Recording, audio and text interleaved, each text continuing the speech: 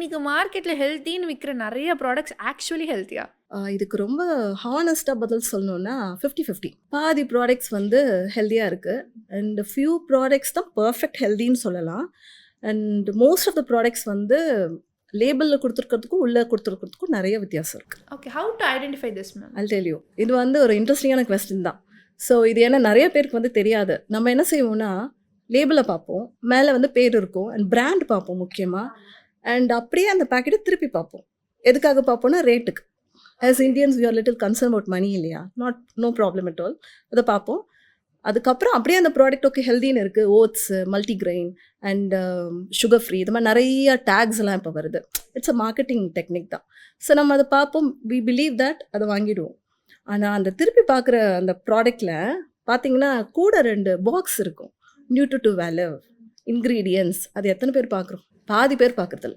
அத பார்த்துட்டீங்கன்னா, நீங்க பெர்ஃபெக்ட்டுன்னு அர்த்தம். ஸோ அது தெரிஞ்சிடும். ஸோ இதுக்கு முக்கியமா நான் சில விஷயம் சொல்றேன். ஃபார் எக்ஸாம்பிள் மல்டிகிரெயின் விஷயம் வந்து இப்போ ஹெல்தின்னு நினச்சிட்ருக்கோம் இல்லையா? அஃப்கோர்ஸ் அது ஹெல்தி தான். பட் அந்த மல்டிகிரெயினில் வந்து மெயினாக ஃபஸ்ட்டு ஒரு இன்க்ரீடியன்ட் என்ன போட்டிருக்காங்களோ அதுதான் அங்கே நிறையா இருக்குன்னு அர்த்தம். அது ஆட்டாவாக இருக்கான்னு பாருங்கள். அப்போனா ஓகே, ஒரு டவுட்டு தான், ரெட் மார்க் தான் அப்படின்னு அர்த்தம். அதுக்கப்புறம் வந்து ஓட்ஸ் இருக்கும், மில்லட்ஸ் இருக்கும், ஃபிங்கர் மில்லட்ஸ் இருக்கும், அண்ட் இது மாதிரி பாஜ்ரா அதெல்லாம் போட்டிருப்பாங்க.